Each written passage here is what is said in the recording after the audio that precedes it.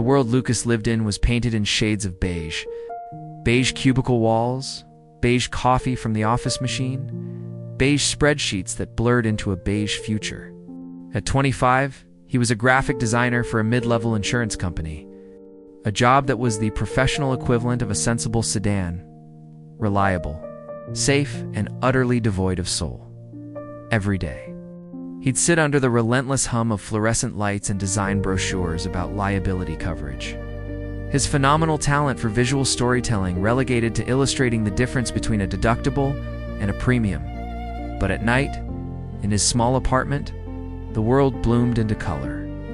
Sketchbooks overflowed with logos for companies that didn't exist, brand identities for passionate artisans, and storyboards for animated shorts that played only in the cinema of his mind. This was the dream. Kestrel Studios. A place where creativity wasn't a line item, but the very foundation.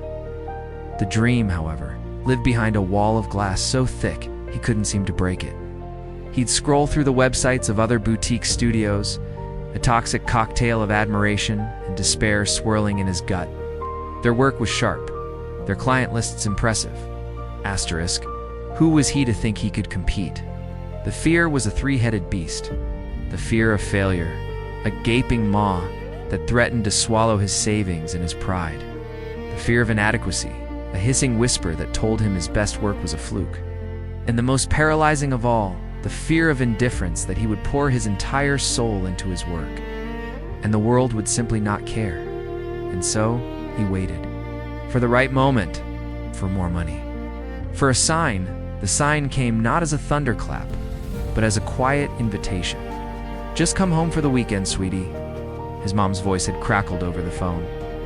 "I'll make your dad's lasagna." The 2-hour drive to his childhood home was a journey back in time. The town hadn't changed, a steadfast anchor in the swirling currents of his adult life. The house smelled the same comforting blend of his mom's lavender laundry detergent and the faint, lingering scent of the pipe tobacco his father used to smoke. His father had been gone for 2 years. A sudden heart attack that had ripped a hole in the fabric of their family. The grief was no longer a raw, open wound, but a tender scar Lucas would trace in quiet moments. A constant reminder of the man who had taught him how to draw, who had patiently held the flashlight while a young Lucas painted a mural of a sprawling galaxy on his bedroom ceiling. He went up to that room, now a guest room that still held the ghost of his teenage self. The galaxy was still there, the glow-in-the-dark stars faded but defiant. His old drawing table was in the corner, its surface scarred with X-Acto knife cuts and ink stains, and in front of it, placed with a strange and deliberate neatness, was an empty chair. It wasn't his old desk chair. This was a simple, unadorned oak chair from the dining set downstairs. It looked out of place. A silent, solitary attendee at a long-canceled meeting.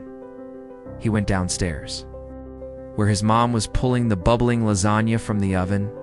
"Mom," he began, leaning against the doorframe, "why is there a dining chair in my old room? In front of my desk?" His mother, Sarah, turned, her movements gentle and measured.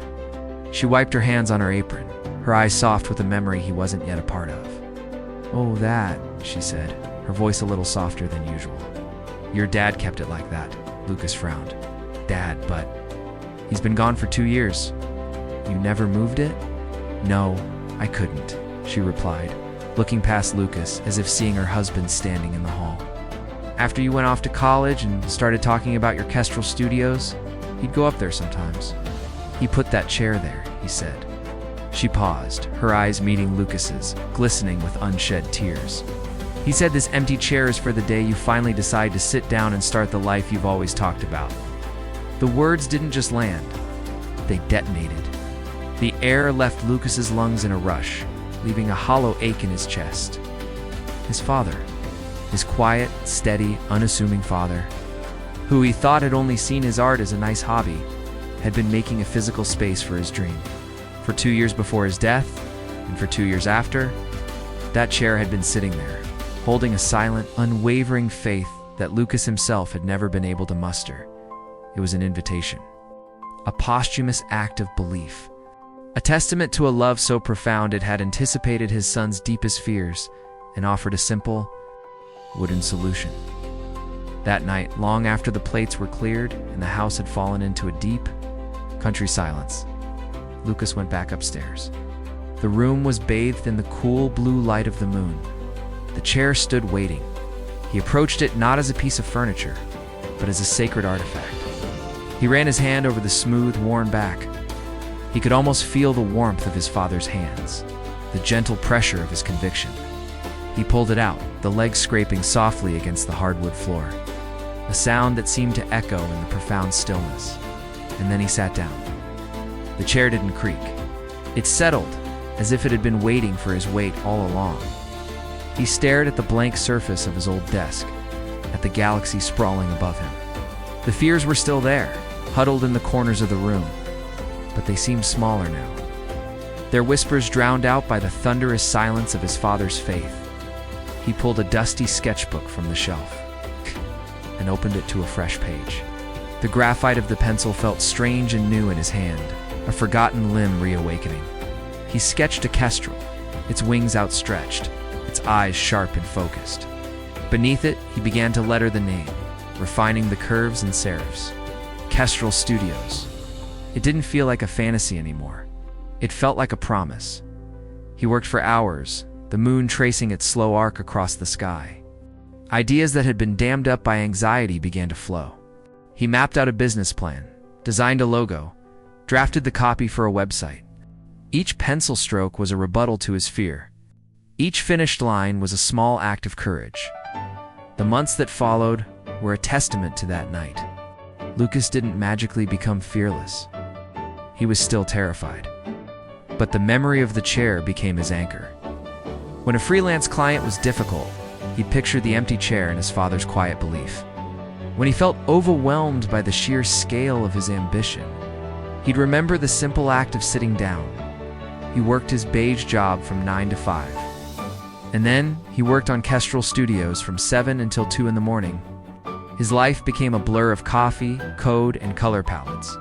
He built his own website, taught himself bookkeeping, and took on small, low-paying jobs to build a portfolio. There were nights filled with doubt, where his own work felt clumsy and amateurish. He nearly gave up a dozen times. During one particularly dark week, he stumbled upon an interview with the radio host Ira Glass. "All of us who do creative work get into it because we have good taste," Glass said. "But there is this gap. For the first couple years you make stuff, it's just not that good. It's trying to be good. It has potential, but it's not. But your taste is still killer. And your taste is why your work disappoints you. A lot of people never get past this phase, they quit. And the most important thing you can do is do a lot of work." The words were a bomb. He wasn't alone. The gap was a universal part of the journey. The only way across was to keep walking, keep working, keep sitting down in the chair. He finally quit his insurance job a year after that weekend at his mom's house. It was the most terrifying and exhilarating day of his life. Kestrel Studios was officially open for business. His first big client was a local artisan bakery run by a young couple who poured as much love into their sourdough as Lucas did into his designs. He felt a kinship with them, a shared passion that made the work feel less like a job and more like a collaboration. He designed their logo, their packaging, their website. He poured every lesson, every late night, every ounce of his father's belief into the project. 6 months later, he stood in the bakery on its grand opening. The place was buzzing, filled with the intoxicating scent of fresh bread and brewed coffee. His logo was everywhere, stamped on the pastry bags, etched into the front window, glowing on the sign above the door. He watched as people took photos, their faces lit with delight. They cared. He bought a loaf of bread and drove home to his mom's house. He brought it into the kitchen and set it on the table. He would be so proud. "Lucas," she said, her voice thick with emotion. Later, Lucas went up to his old room. He had brought the oak chair back with him when he'd moved out for good, but he'd left the room just as it was. He stood in the doorway, looking at the empty space where the chair used to be. It was no longer a symbol of a dream deferred, but a testament to a promise fulfilled. He had his own studio now, a small but bright space downtown. And in the corner of that studio, not for clients, but for him, sat a simple, adorned oak chair. He realized then that the fear of failure, of not being good enough, would probably never vanish completely. It was the quiet companion to every bold endeavor. But his father had known a profound truth.